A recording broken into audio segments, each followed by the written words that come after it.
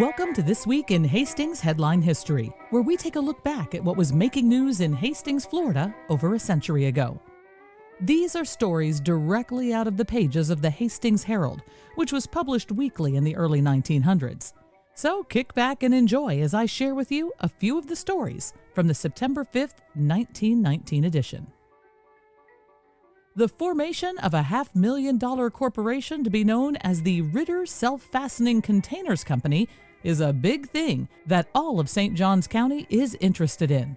J.R. Ritter of Hastings, inventor of the self-fastening crate, known as the Ritter Self-Fastening Container, has secured his patent, and patent is now being applied for in Mexico and Canada.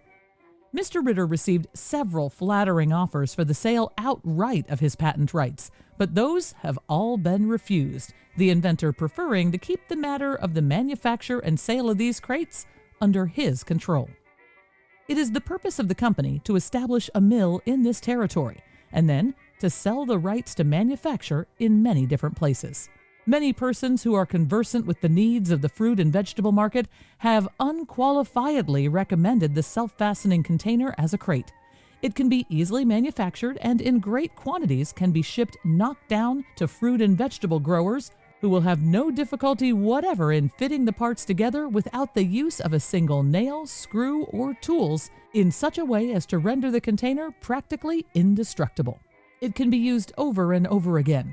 And this is a great advantage, for with advanced prices on timber of all kinds and with the vast quantities being used, conservation of lumber interests demands something of this sort. Many prominent men throughout the county have signified their intention of buying stock in this concern. Motorists who have come up from all points down the East Coast during the last day or two tell amazing stories of the experiences of those who attempt to get through the new route of the Dixie Highway from the Knox and Beatty Grove at Bulow south toward the Tomoka River on the west side of the Halifax. The Volusia commissioners have had road gangs at work doing some emergency shell paving in the ruts, but the traffic is so heavy that the improvement does not amount to very much, and it is understood the decision has now been reached by the Volusia commissioners to go ahead and complete with permanent paving this unfinished 3-mile stretch. In fact, road rollers and other road-building machinery were noticed on the ground on Saturday, and it was thought that the paving operations would begin in earnest at an early date. As many as 7 and 8 machines at a time have been stalled in the sand. At this point, only those who know how to handle automobiles in heavy sand being successful in getting through without assistance. Many purebred hogs are raised in St. Johns County. Hog raising in St. Johns County has assumed large proportions and promises to grow until this is one of the leading hog-producing counties of the state. Very little time or expense is wasted on the Piney Woods Razorback, only fine stock being handled by the farmers. There are few large droves of hogs, but in every section of the county, a few hogs are found on practically every farm. The past summer has been a trying one, as cholera was in evidence in all parts of the county, and swine that had not been treated with serum succumbed to the disease. The disease has not yet been stamped out, and it is still taking toll. Mr. Lord, county agent, has during the few months he has been here inoculated about 3,000 head, and he is satisfied that he has not treated even half of the hogs in the county. Hastings will be honored for Liberty Loan work.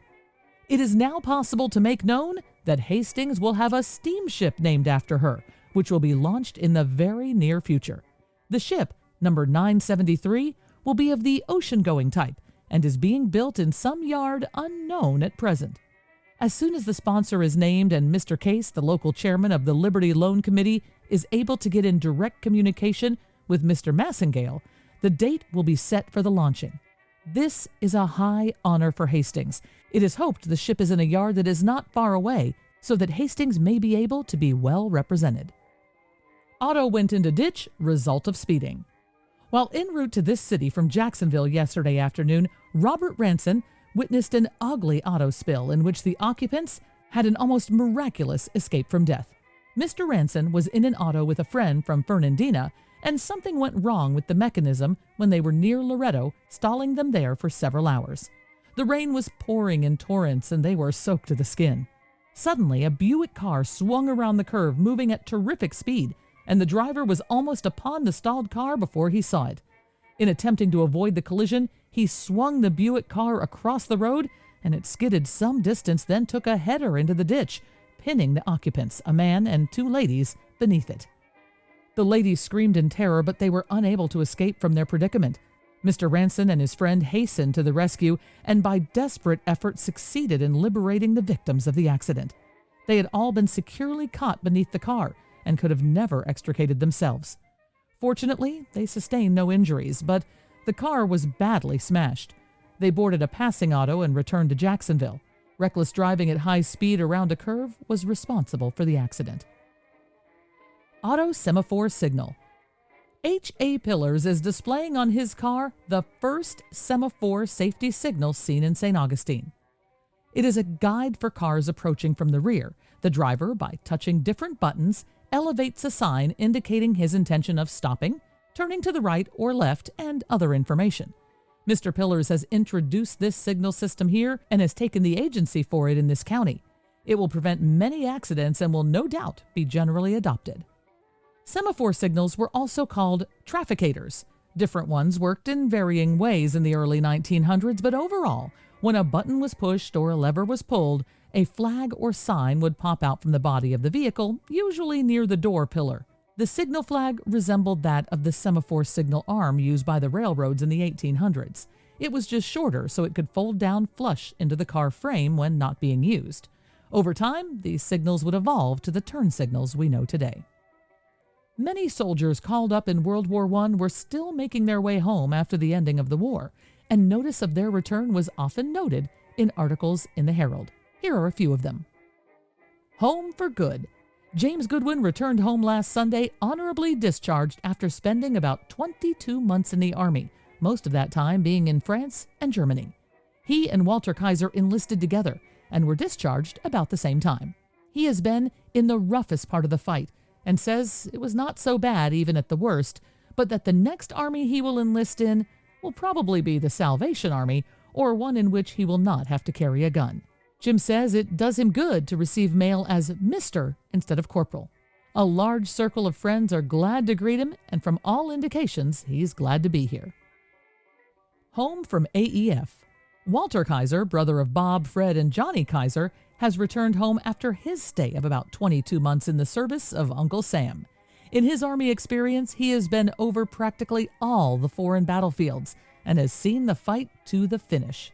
He can tell some very interesting stories, but says he would not like to go over the same old grounds again and take the chances he once has taken. Walter enlisted at the beginning and was one of the first to go over. His many friends are glad to greet him back, and he says he is more than glad to be home again.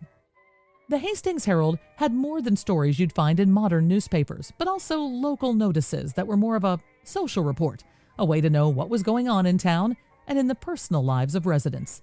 Here are a few from this edition. To work in Palatka. His many friends will be sorry to hear of the departure of our old friend Joe Herald. He recently decided to take a position with the Browning Fernside Company of Palatka as accountant and will move to the Gem City. Every inducement has been offered to keep him here, but all seems in vain. Joe promises to come over and see us often and that he will not leave us for good. He'll go to Palatka Monday. Spent weekend. George Sperry took a notion last week that he should have a little vacation and outing and decided to go to Tampa for a few days just to satisfy himself. He returned Thursday via rail, and George says Tampa sure does look good now. Off to school.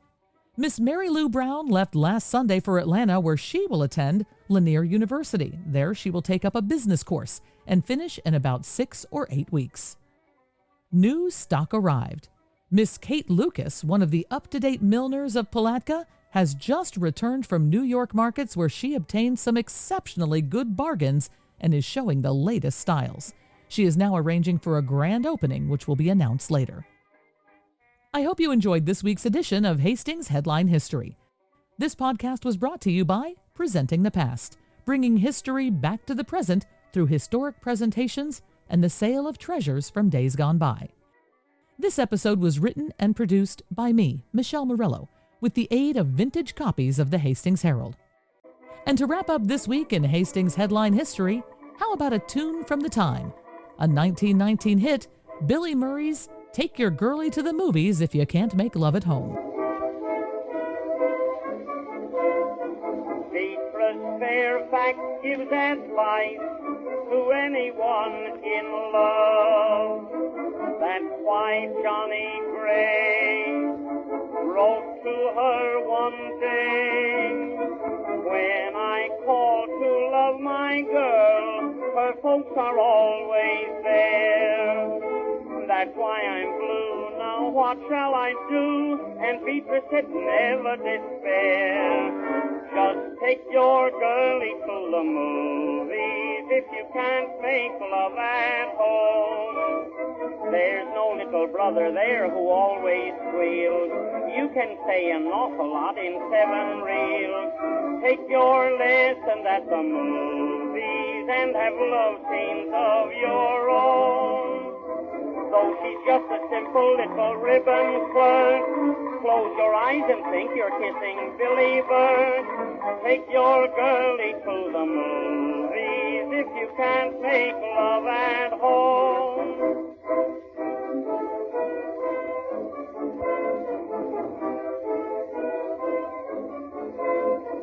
Sweethearts always used to spoon in a big Morris chair.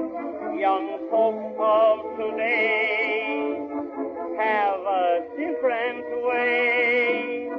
Far away from cranky dad and mother's eagle eye. It's lots of fun, here's how it's done, so come on and give it a try. Take your girlie to the movies if you can't make love at home. Find a cozy corner where it's nice and dark. Don't catch influenza kissing in the park. Take your tip from Douglas Fairbanks and have love scenes of your own. Going to your seat, you've got a dandy chance. You can shine your shoes on someone else's pants. Take your girlie to the movies if you can't make love